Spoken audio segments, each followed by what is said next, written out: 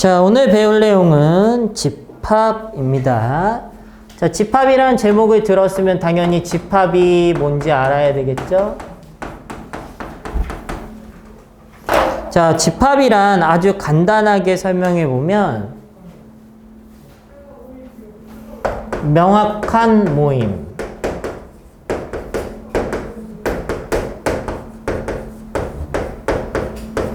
이게 집합이야. 명확한 모임. 뭔 얘기냐?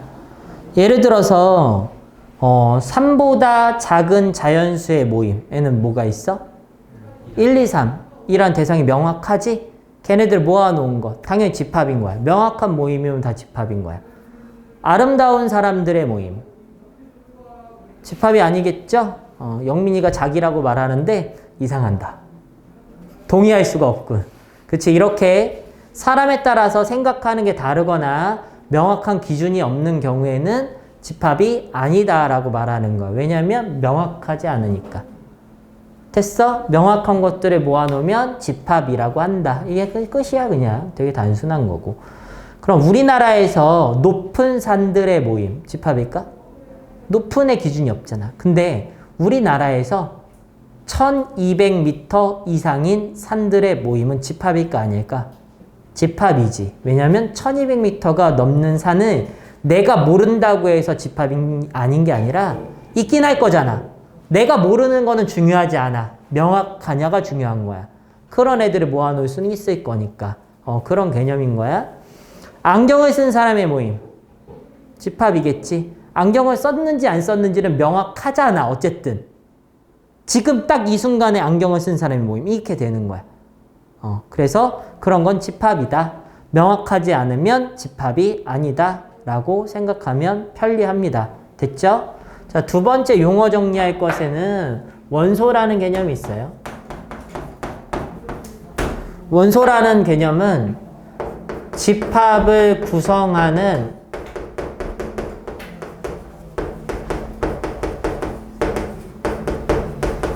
대상 하나하나를 원소라고 불러요. 그럼 예를 들면 아까 전에 3 이하의 자연수의 모임, 집합이지. 그럼 거기를 구성하는 대상 하나하나는 뭐가 있겠어? 1, 2, 3이 있지. 그 각각 하나하나를 다 뭐라고 부른다? 원소라고 한다. 그 집합에는 1도 원소고 2도 원소고 3도 원소다. 이렇게 말하는 거야. 그럼 이 원소라는 개념을 하나 만들어 보면 만약에 세 번째로 집합의 표현을 한 다음에 원소이다라는 개념을 다시 만듭시다. 세 번째 집합의 표현 방법.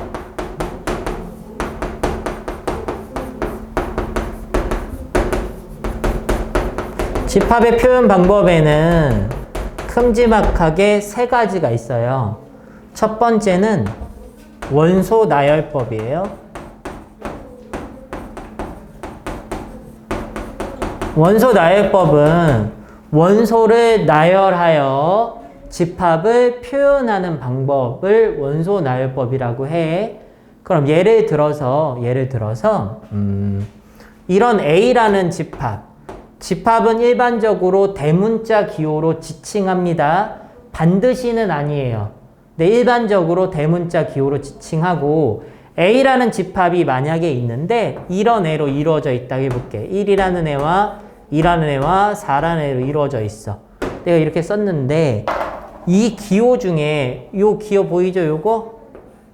나는 보통 이렇게 쓰는데 이 기호는 중괄호 기호를 쓴 거야. 중괄호 기호가 집합 기호이기도 해.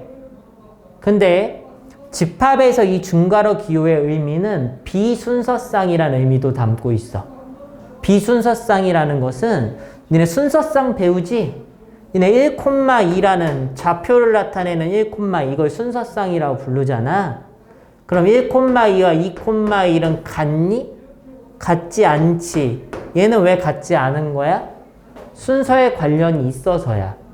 1,2는 x좌표가 1, y좌표가 2라는 의미일 수도 있지. 지정하는 거에 따라 좀 다르겠지만 얘는 뒤에 거는 x가 2, y가 1인 거잖아. 그럼 당연히 다르겠지만 이 기호, 집합기호가 이거라고 했지, 중괄호 기호. 얘는 비순서쌍이라는 기호야. 비순서쌍은 뭐에 관련이 없겠어? 순서에 관련이 없어. 그럼 내가 지금 뭐라고 썼어? 집합기호 쓰고 1, 2, 4를 썼잖아. 근데 얘를 내 맘대로 4, 1, 2라고 써도 두 개는 같은 걸까? 다른 걸까? 같은 거야. 순서에 관련이 없어. 이 모임 안에는 1이라는 애하고 2라는 애하고 4라는 애가 들어가 있구나 인 거야. 순서에 관련이 없다고. 받아들여져? 두 번째, 이 비순서쌍은 중복된 원소를 두 번 표현하진 않아. 만약에 1하고 2하고 2하고 4를 쓰진 않는다고. 2를 두 번 해서 중복해서 쓰진 않아. 몇 번만 써? 한 번만 쓴다. 그게 약속이야. 됐죠? 그 중에 이 첫 번째 표현한 표현 방법을 우리는 뭐라고 부르냐면 원소 나열법이라 부르는데, 원소 나열법은 아주 단순하게 원소를 나열하여 집합을 표현하는 방법으로 콤마로서 원소를 구분해 준다야. 콤마로서 원소를 구분해 준다. 됐죠? 이 콤마가 굉장히 중요한 포인트야. 원소 나열법은 콤마가 원소를 구분해 주는구나. 니네 이 A라는 집합을 쳐다봐봐. A라는 집합은 원소가 몇 개처럼 보여? 3개처럼 보이는 거야. 그래서 구분해보면 3개네? 이거잖아. 1, 2, 4. 됐죠? 이게 첫 번째 표현 방법이었고요. 두 번째 표현 방법에는 조건제시법이라는 표현 방법이 있었지. 조건제시법은 조건을 제시하여 집합을 표현하는 방법입니다. 그래서 똑같이 A라는 집합, 위의 집합이랑 동일한 집합인데 당연히 집합 기호가 있어야 되겠지. 자, 조건제시법은 이렇게 짝대기 거 있는 것을 우리는 바라고 부르고, 바라는 거 앞에 부분과 뒤에 부분을 나눠서 읽어보면 되는데, 앞에 부분이 의미하는 바는 원소라는 개념을 의미하고 있고, 뒤에 부분이 의미하는 바는 그거에 따른 조건이 붙어 있는 상태를 일반적으로 말해. 그럼 내가 여기를 위에 있는 A라는 집합의 원소가 1, 2, 4였으니까 얘도 그거랑 같은 집합이야. 그때 이렇게 써볼게. X. X는 4의 약수. 이렇게 썼어. 그럼 조건제시법을 한글로 읽어버릇하는 게 좋은데, 자, A라는 집합이 있어. 근데 요 바 앞을 읽어. A라는 집합은 누구를 원소로 갖는데? X라는 애를 원소로 갖는데, 그 X라는 원소는 이런 조건에 만족하면 돼 라는 표현 방법이었지. 그래서 X라는 애는 될 수 있는 애가 누구니까? 4의 약수니까 얘는 1, 2, 4를 원소로 갖는 집합이겠구나 라고 해석하는 게 조건제시법으로서의 집합의 표현 방법이었지. 됐어? 그럼 이게 양방향이 가능해야 돼. 원소나열법으로 제시되어 있는 거를 조건제시법으로 바꿨을 수도 있어야 되고, 조건제시법 나타내 있으면 원소나열법으로 바꿨을 수도 있어야 되겠지? 됐어? 이건 표현 방법이니까 같은 집합을 나타내고. 자, 세 번째. 우리 한번 배웠던 사람 있으니까 세 번째가 뭐였어? 벤 다이어그램.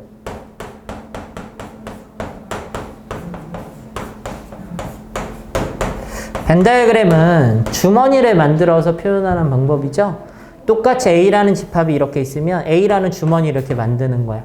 그 안에는 뭐 있어? 원소를 쓰는데, 원소 나열법은 콤마로서 원소를 구분해 줬지만 벤 다이어그램은 콤마 같은 걸 쓰지 않습니다. 그냥 원소를 니네 멋대로 잘 이렇게 나열해 쓰면 끝이에요. 됐죠? 그게 벤 다이어그램이다. 그럼 이 집합의 표현 방법 중 원소나열법, 조건제시법, 벤 다이어그램 중에 뭐가 중요하냐? 그런 건 없어. 다 중요해요. 다 할 줄 알아야 되고, 나중에 원소의 개수 같은 걸 묻는 질문에 들어갔을 때 벤 다이어그램이 굉장히 잘 사용되는 편이니까. 그럼 네 번째, 원소이다라는 개념을 하나 만들 거야. 지금 내가 여기서 A라는 집합을 강제로 하나 만들었으니까 A라는 집합을 계속 이용해 볼 거예요. A라는 집합에는 원소가 뭐가 있었어? 1하고 2하고 4가 있었지. 그럼 이런 말을 바라봐. 1은 A라는 집합의 원소이다. 참이야 거짓이야? 당연히 참인 거 아니야? 1 원소에 있잖아. 2도 원소고 4도 원소지. 그쵸? 진세 혹시 거기 기대 있으면 졸립진 않을까? 자, 그래서 원소이다라는 기호가 하나 생기는데 원소를 영어로 하면 엘리먼트라서 E로 시작하잖아. E, 알파벳 E. 그래서 원소이다의 기호를 수학자들이 만들었는데 알파벳 E 대문자를 형성해서 만들었어. 그래서 이렇게 써. 1, 이렇게. 이게 2처럼 쓴 거야. 근데 이렇게 둥글게 돼 있고 중간에 짝대기 거 있고 그리고 이쪽에는 A 이렇게 쓸 거야. 이걸 읽어봐. 뭐라고 읽어야 되냐면 왼쪽 편 요거 보이죠? 이쪽을 원소 자리야. 이쪽 자리는 요 기호의 왼쪽 자리. 요 기호 자리는 집합 자리여서 한글로 읽으면 1은 A 집합의 원소이다 라고 읽을 거야. 물론 원소이다라는 말은 속한다라고 읽기도 해. 같은 말이야. 원소이다, 속에 속해 있다 이 말이 같은 말이야. 표현 방식이고 그냥. 자 그러면 3이라는 애는 이렇게 써 있어 봐. 그럼 무슨 말이야? 3이 A의 원소이다지? 원소야 아니야. 원소가 아니잖아. 원소가 아니다 기호는 짝대기를 이렇게 써서 나타냅니다. 받아들여져요? 근데 이렇게 쓰는 게 가능한 것처럼 보다 보면 이렇게 쓰는 것도 가능한 것처럼 보이지 않나? 이렇게. 이거 참이야 거짓이야? 거짓입니다. 아예 사용할 수 없어요. 근데 이게 될 것처럼 보이는데 왜 안 되냐면 수학자들이 이 방향의 기호는 원소이다라는 기호로 정의했는데 반대로 쓸 수 있다라고 정의하지 않았어. 그래서 쓸 수 없는 거야. 그래서 무조건 원소이다 기호는 왼쪽이 원소, 오른쪽이 집합 기호가 들어갈 수밖에 없는 거야. 반대로 쓰는 거 정의하지 않아서 못 쓰는 거야. 근데 부분 집합 같은 경우는 양방향으로 써도 되지 않았었니? 이렇게 써도 되고 이 반대로 써도 됐잖아. 왜 그렇게 정의해놔서 그런 거야. 약속을 그렇게 해놨다고. 이게 왜 안 돼요? 난 될 것 같은데 그런 말 하지 마. 약속을 안 해서 안 되는 거야. 그냥. 됐죠?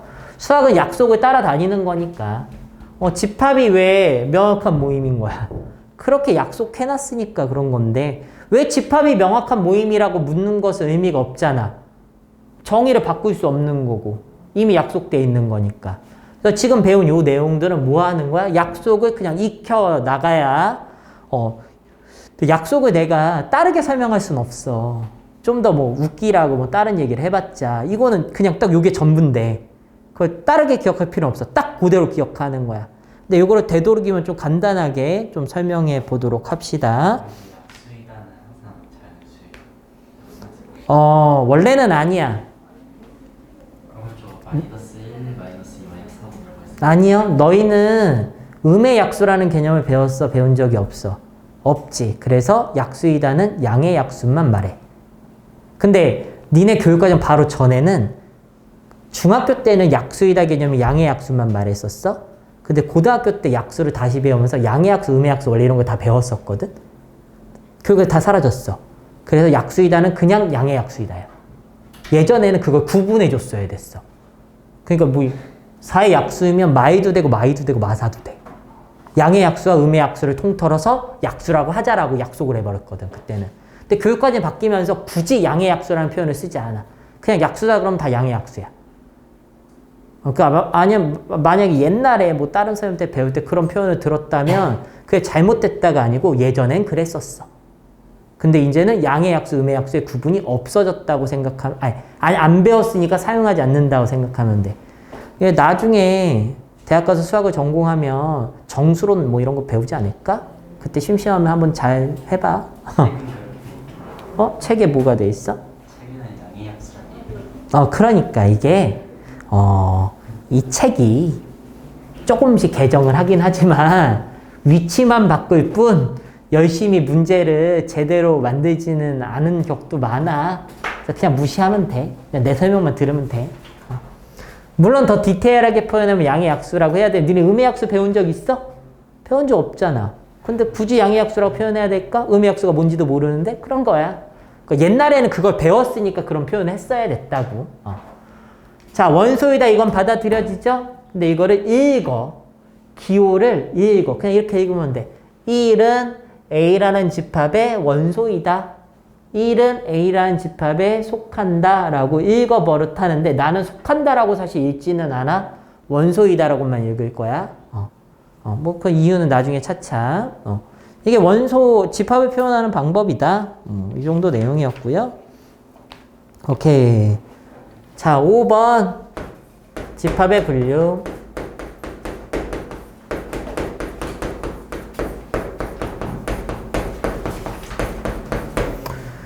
자, 집합을 분류하는 방법에 물론 여러 가지가 있겠지만 그 중에 대표적인 분류는 원소의 개수에 따른 분류가 있어. 근데 원소의 개수에 따른 분류 중에 첫 번째가 유한집합이라는 것을 말해. 근데 유한이라는 말을 들으면은 어떤 느낌이야? 한계가 있다. 있으유잖아. 한계가 있는 집합, 즉 원소의 개수가 유한한 집합을 우리는 유한집합이라고 해. 그럼 예를 들어서 뭐 A라는 집합이 있는데 아까 전에 1, 2, 4였지 이렇게? 이거 유한집합이 아니야. 유한집합 맞지? 원소의 개수가 3개로 유한하니까. 근데 내가 임의로 B라는 집합 하나 세팅해 볼 건데 B라는 집합은 1, 2, 3, 2, 7, 4, 5, 9, 2, 3, 4, 7, 8, 3 이라는 수야. 유한집합일까? 무한집합일까? 유한집합인 거야. 1, 2, 3, 4, 5, 6, 7, 8 어쨌든 저기까지 갔을 거 아니야. 근데 어쨌든 끝났지. 유한하잖아. 아무리 크고 많고 뭐 이런 상관은 없어. 그러려면 얘는 뭐다? 유한집합이다. 점점점이라고 표현하는 것은 생략의 기호입니다. 근데 규칙성을 충분히 보인 후 생략한 후 마무리할 수는 있지만 규칙성이 보이지도 않았는데 생략하는 점점점을 쓰는 것은 잘못된 표현이에요. 그래서 만약에 여기서 하나씩 커지는 규칙성을 계속 충분히 보여준 후 점점점으로 생략하고 여기까지 했으면 여기까지 하나씩 커지면서 다 있다라고 보는 게 맞겠지. 이해가 무슨 말인지? 자, 두 번째 분류에는 무한집합이라는 게 있어요. 무한집합하면 어떤 거 같아? 원소의 개수가 무한대개인 거. 끝이 없는 집합. 도윤아 조는 건 아닌가? 혹시? 원소의 개수가 무한대개여서 끝이 없는 집합 우린 무한집합이라고 하고 만약 예를 들어서 C라는 집합을 놓고 조건지시법으로 써도 돼요. X바 X는 자연수. 근데 자연수는 몇 개야? 계속 있지 않아? 그래서 얘는 무한집합이다 라고 생각하면 돼. 근데 봐봐. D라는 집합 하나를 쓸 건데 조건제시법이야. X바 X는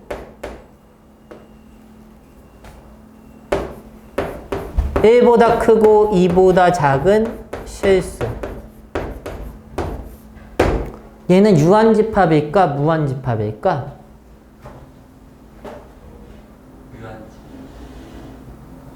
1보다 크고 2보다 작은 실수라는 D라는 집합이야. 유한집합일까? 무한집합일까? 무한집합이지. 1보다 크고 2보다 작은 실수는 무한되게 있어. 그치? 서로 다른 두 실수 사이에는 무수히 많은 실수가 존재하니까. 이해? 이거 중3 때 나오는 내용이야. 어쨌든 여기 개 많을 거 아니야. 그래서 무한집합이 되는 거야. 또는 이 C라는 집합은 이렇게 표현해도 되지. 1, 2, 3, 4 점점점 닫아버리는 거야. 계속 가고 있는 상태잖아. 끝내지 않았으니까 생략의 기호. 그래도 무한집합이 되겠다. 자, 마지막 세 번째 공집합이라는 개념이야.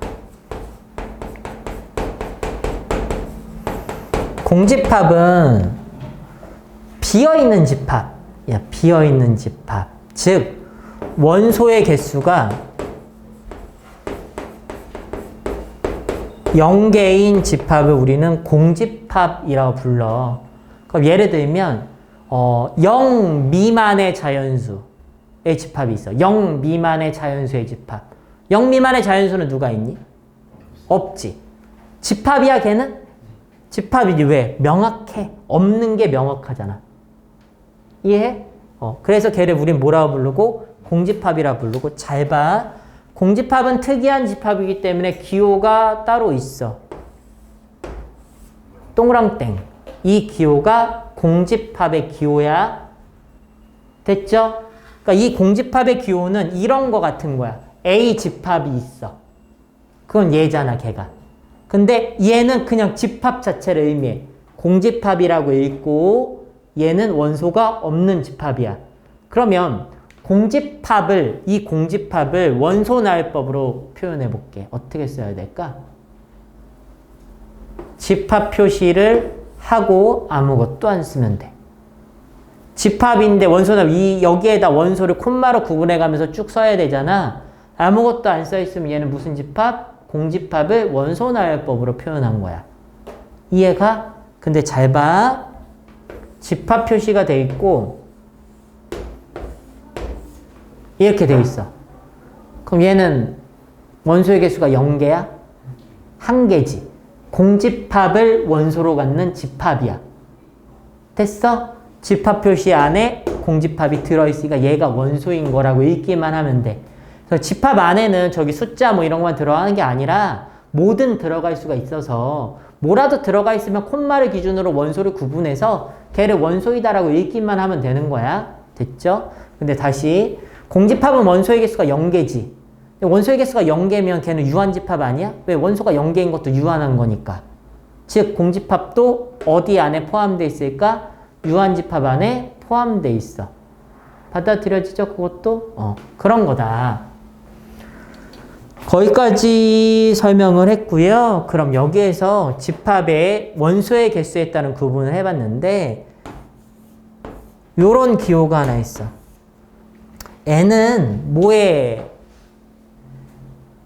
뭐를 쓴 거냐면 넘버를 n이라고 쓴 거야. 넘버 하면 수잖아, 수. 그럼 얘를 이렇게 묻는 거야. A라는 집합의 원소의 개수는 넘버 몇 개야? 이런 질문이야. 그럼 여기에 들어가는 멘트, 여기에 들어가는 것은 뭘까? 집합이 들어가기만 하면 돼. 그럼 만약에 A 집합이 얘라고 친다면 얘는 얼마겠어? 3이라는 수인 거야, 그냥 얘는. N 집합 들어가면 얘는 집합이 아니라 그냥 숫자를 나타내. 너는 그냥 3이라는 수야 라는 말을 하는 거야. 받아들여졌죠? 그럼 만약에 여기 있는 MP는 얼마니? 27459234587 이것을 의미하는 거라고 그냥. 몰라 나도. 귀찮다 야. 그럼 봐봐. N 얼마? 0. 잘 봐. 1. 됐지. 얘는 공집합을 원소로 갖는 집합의 원소의 개수 이렇게 읽는 거야. 공집합의 원소의 개수는 B집합의 원소의 개수는 A집합의 원소의 개수는 그 N 가로 안에는 집합이 들어가기만 하면 그 집합의 원소의 개수는 이라고 읽으면 된다 정도의 해석이에요. 오케이. 자, 그래서 이제 어디 보냐면 페이지 12페이지 대표형 1번으로 가볼게요.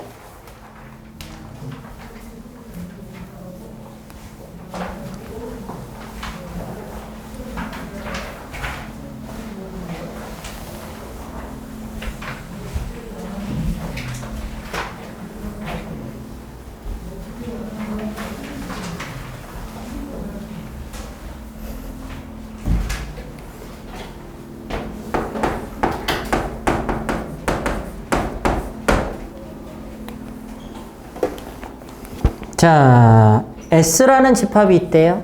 S라는 집합은 1, 2, 3이야. 자, A라는 집합은 조건제시법으로 표현되어 있어.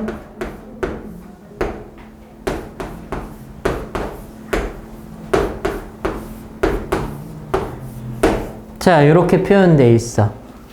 됐죠? B라는 집합은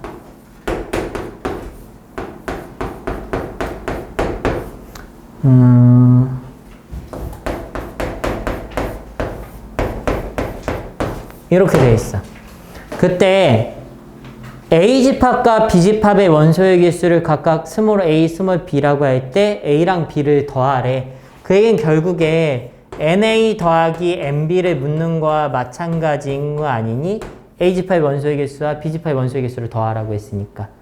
됐죠? 자, A집합을 만들어 볼 거야. A집합은 조건제시법으로서 A집합이 표현되어 있잖아. A라는 집합은 누구를 원소로 갖는데?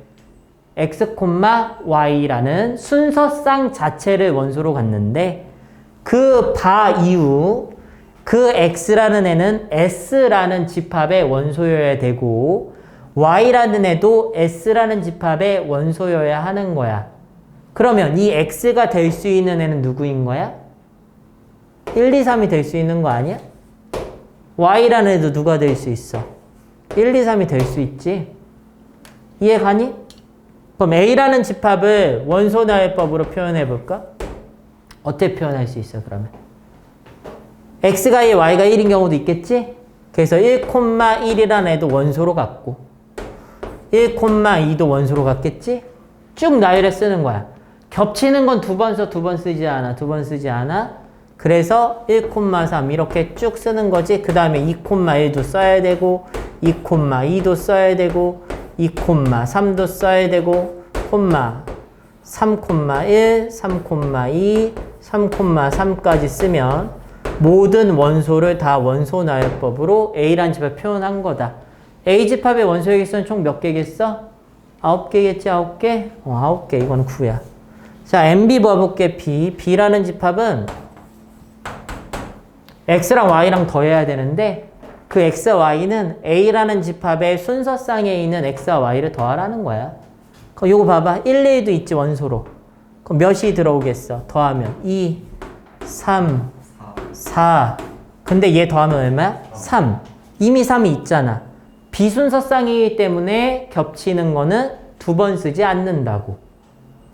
4 또 있죠. 5. 6까지 쓰면 되지 않을까, 그러면? 끝났잖아, 여기서. 그쵸?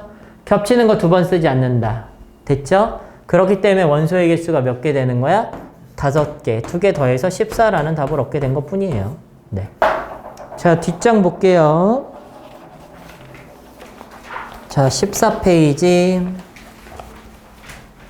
대표 2번.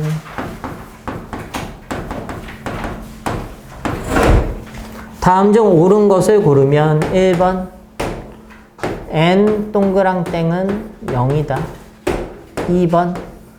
아, 이거 쓰기 너무 힘들다.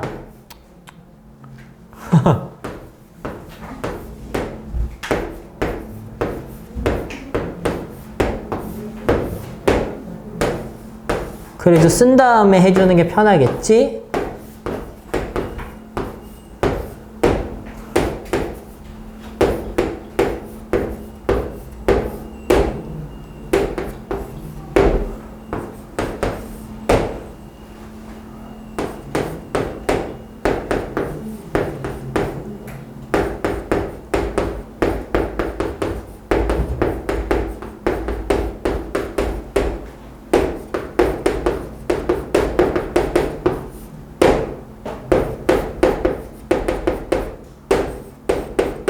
하나 남았어. 이제 다 했어. 5번.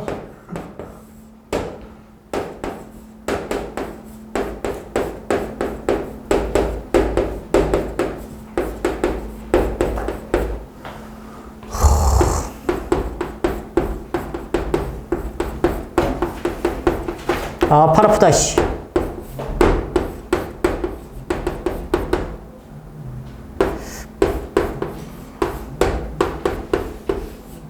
자, 읽겠습니다. 1번부터예요. 자, 이걸 한글로 잘 읽어 버릇하면 틀릴 리가 없는데 이거를 그냥 대충 보다 보니까 자꾸 틀리는 거야. 이거 읽어봐. 공집합의 원소의 개수는 아니야? 공집합은 원소가 원래 있어, 없어? 없으니까 맞지. 자, n 어쩌고 써 있는 건 수야. 수. 2를 원소로 갖는 집합의 원소의 개수는 몇 개? 1개. 1을 원소로 갖는 집합의 원소의 개수는 1개. 크니? 틀렸지 뭐. 2와 3을 원소로 갖는 집합의 원소의 개수는 2개. 여기 n이라고 쓴 거 잘 쓴 거 맞냐? 2인데 n이라고 썼네. 자, 2를 원소로 갖고 있는 집합의 원소의 개수는 1개지. 2 빼기 1이 3이야? 멍청한 거지, 그치, 그냥? 자, A라는 집합은 조건지시법으로 표현되어 있는데 X바 X는 1보다 작은 자연수래. 1보다 작은 자연수는 누구 있어? 없잖아. 공집합이지. A라는 집합이 공집합인데 A 집합의 원소개수는 1개래. 안 되지 않나? 됐죠? 이해가? 1보다 작은 자연수는 없으니까 원소가 없어. 자, X바 X는 두 자리의 5의 양의 배수. 근데 두 자리면서 5의 배수인 수를 불러볼까? 두 자리면서 5의 배수인 수 불러? 10, 15, 20, 점점점. 맨 마지막 누구니? 95. 그럼 얘는 각가지 수가 몇 간격으로 커지는 애야? 5 간격으로 커지지. 내가 등 간격 커질 때 개수 쉬는 방법에 대한 설명을 한 적이 있는데 어떻게 세니 이거? 95 끝수에서 첫 수를 빼지. 간격으로 나누지. 양쪽 다 포함하면 플러스 1이지.